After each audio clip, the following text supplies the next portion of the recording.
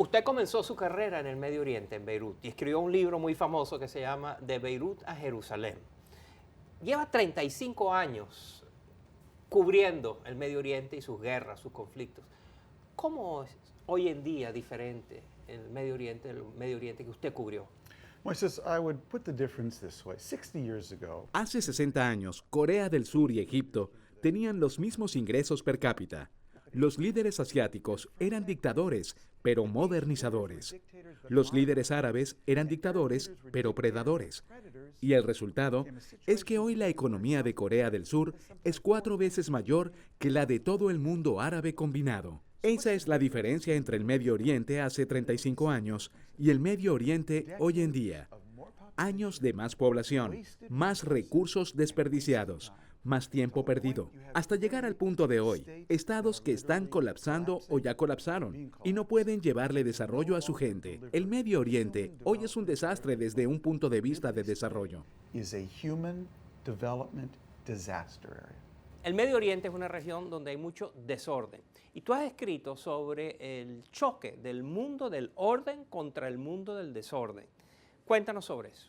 If you said, Tom, what are the biggest forces shaping? Si me preguntaras cuáles son las tendencias más importantes en el mundo hoy, yo diría que son 4. La primera es que la velocidad y capacidad de los microchips ha seguido duplicándose cada 2 años. Esto ha creado una poderosísima acumulación de información. La segunda es que la globalización ha creado un mundo que no es solamente interconectado, sino interdependiente. La tercera es el cambio climático y la pérdida de biodiversidad, que también han crecido de manera exponencial. Y por último, una combinación tóxica de deudas, déficits y crecimiento de la población. Hay tantas personas que tendrán que ser sostenidas por tan pocas personas y con tantas deudas.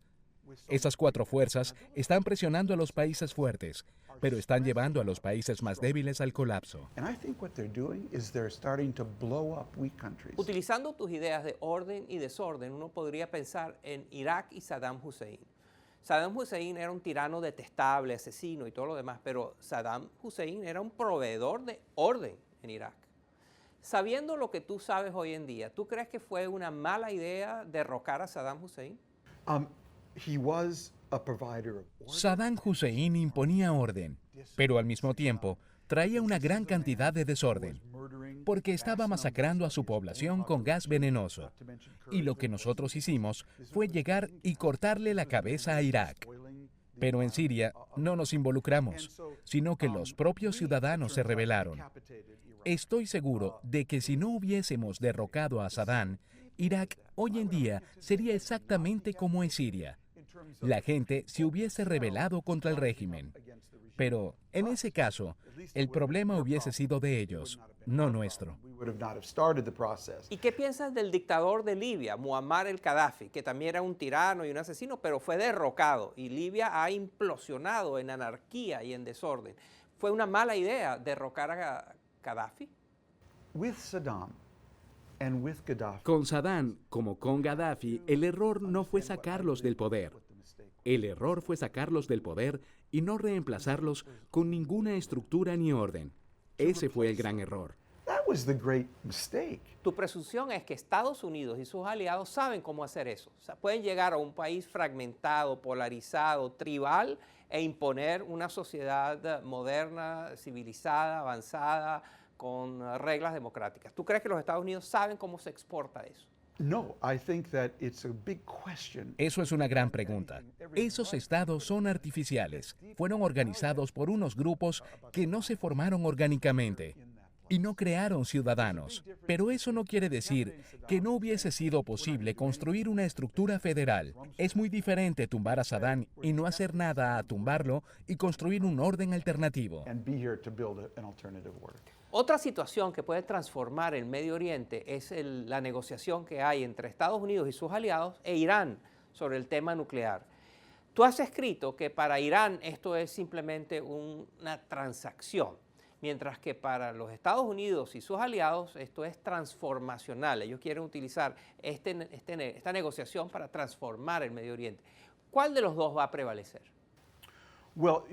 Bueno, los líderes iraníes quieren que esto sea simplemente una transacción. Creen que a cambio de retrasar un poco su programa para desarrollar armas nucleares, recibirán los recursos para mantenerse en el poder por mucho más tiempo y tener una bomba atómica un poco más tarde. Lo que los estadounidenses esperan es que este trato cause una transformación, que una vez se haya firmado e Irán abra sus puertas al mundo, entrará el aire fresco y la gente iraní querrá aún más y ya no tolerarán la mano de hierro de los ayatolas. Eso es lo que cada lado espera. Pero al final de todo tienes que tomar una decisión. ¿Apoyas o no apoyas esta negociación? Todavía no he decidido, porque primero quiero ver los detalles, que en este caso son muy importantes. En segundo lugar, tengo que confesar que me molesta que en ningún momento decidimos salir y parar el diálogo. Realmente me molesta. Los iraníes se negaron a sacar el uranio enriquecido de su país por su supuesto orgullo, pero no hubo ningún momento en el que le dijéramos, nos importa un bledo su orgullo, también nosotros tenemos orgullo, así que disfruten de sus sanciones y hasta nunca. Al presidente Obama lo acusan de ser distante, arrogante, desinteresado de la política, que no le gusta hacer política. Y eso disminuye su efectividad. Otra visión dice que no se trata de la personalidad del presidente, que quien quiera que esté sentado en la oficina de la Casa Blanca tendría restricciones que limitan su efectividad.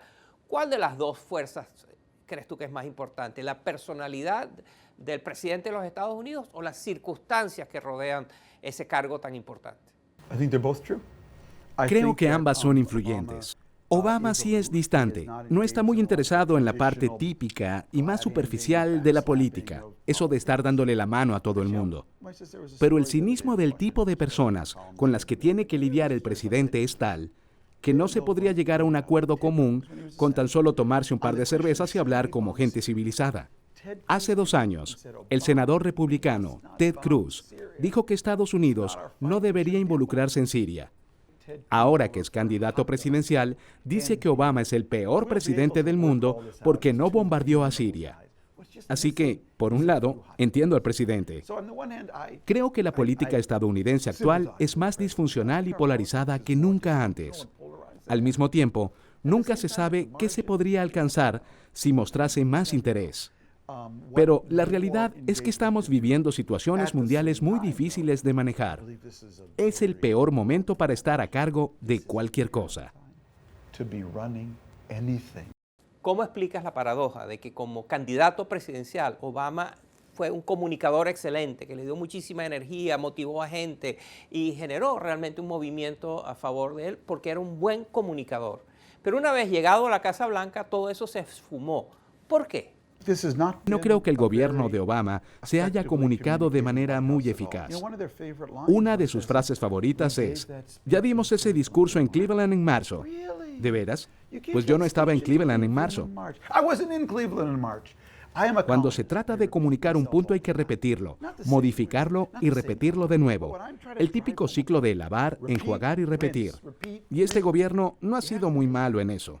Pero también hay una gran diferencia entre inspirar a la gente, que se pueden hacer de manera muy general y llegar a interesar a votantes que generen cambio. Una cosa es hablar de que hace falta cambio y otra es hablarle a los votantes de cambios específicos y hacerlo realidad. Puedo hablar de cambio en las formas más inspiradoras, pero cuando se trata de conseguir que, por ejemplo, una familia específica tome una decisión y haga un sacrificio por un cambio específico, eso es mucho más difícil. Tú escribiste libros premonitorios sobre la globalización. Tú nos explicaste el fenómeno mucho antes que muchos otros y también pronosticaste hacia dónde se dirigía la globalización. ¿Cómo la estás viendo hoy en día? Porque hay fuerzas muy, muy potentes en contra de la integración de los países. Hay fuerzas del proteccionismo, hay fuerzas del nacionalismo, hay fuerzas hasta de tribalismo que chocan con el intento de hacer que los países se integren. ¿Cómo estás viendo tú el balance entre la integración del mundo y la fragmentación y el mundo más aislado, más nacionalizado, más nacional? Cuando escribí El mundo es plano, en 2004, lo nuevo era que estaba interactuando con gente de todas partes del mundo. Pienso en mi mamá. La llamé un día y noté que estaba un poco inquieta. Le pregunté qué le pasaba y me dijo, «Me interrumpiste. Estoy jugando cartas en Internet con alguien en Siberia». Eso era lo nuevo de la globalización en la década de 2000. El mundo se estaba conectando y traté de plasmarlo en mi libro. El mundo es plano. Creo que lo que está pasando ahora es que todas estas herramientas son cada vez más capaces de procesar cosas más complejas. Por ejemplo, Uber, la aplicación móvil para taxis. Hace 2 años, conseguir un taxi era otra historia. Fui a la calle y grité, ¡taxi, taxi! Luego comenzó a llover. Taxi, taxi. Oh, no, now it's raining. Cell phone. Tuve que llamar a una compañía de taxis. Les di mi dirección. Me dijeron que se tardaban media hora, pero yo tenía que llegar a la estación de tren cuanto antes. Uber. Ahora con Uber, puedo ver la trayectoria del taxi en un mapa y cuánto se va a tardar en llegar. Así que gracias a que estas herramientas de aplanamiento global se han distribuido, ahora las podemos usar para procesos mucho más complejos. Fíjate que, sin embargo, en los últimos días ha habido 2 historias que son muy reveladoras acerca de estas fuerzas que van en contra de las tendencias que tú describes. En Uber, por ejemplo, en Francia, la policía persigue a los carros de Uber, les pone multa y los lleva presos, etc. Y en México, los conductores de taxi secuestran y golpean y destruyen a los carros de Uber. Moises, if horses could have voted, there never would have been cars. Moisés, si los caballos hubieran podido votar, no tendríamos automóviles. Y si los taxistas pueden votar, nunca habrá Uber. Eso ya lo hemos visto antes. Lo único que puedo decir es que cuando se desarrolla una tecnología que responde a las necesidades de tantas personas, esa tecnología va a propagarse aunque haya resistencia. Ahora bien, creo que el gran reto para el futuro es que hay que ocuparse de estos taxistas que se están quedando sin profesión y de las personas en general, no solo los taxistas. La agencia de noticias, Associated Press, ahora utiliza algoritmos informáticos para escribir reportajes de deportes y finanzas. ¿En cuánto tiempo me podrán reemplazar los algoritmos? Estos cambios se aproximan. Así que vamos de una era en la que las computadoras estaban programadas para hacer una tarea determinada a una era en la que las computadoras van aprendiendo con uno. Un trabajo en equipo entre uno y la computadora para realizar la tarea.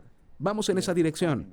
Así que tenemos que pensar en cómo crear un mercado de trabajo que permita que más personas puedan colaborar con las computadoras.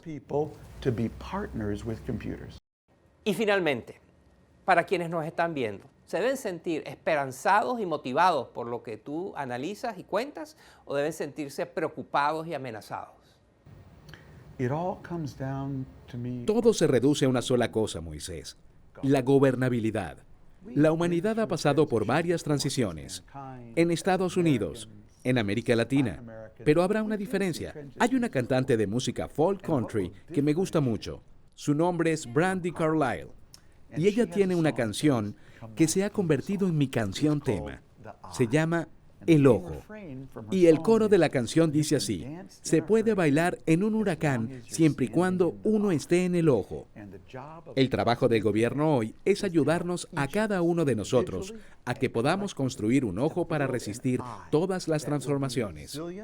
Y hay que recordar que el ojo del huracán se mueve, no es estático. Con cada vez más frecuencia, tanto colectiva como individualmente, tenemos que bailar en un huracán, pero solo lo podemos hacer si estamos en el ojo. You can dance in a hurricane, but only if you're standing in the eye. Tom Friedman es uno de los más influyentes pensadores del mundo. Sus columnas y sus libros nos han ayudado a entender el mundo en el que estamos y el mundo hacia dónde vamos. Muchas gracias, Tom. Thanks, Moises.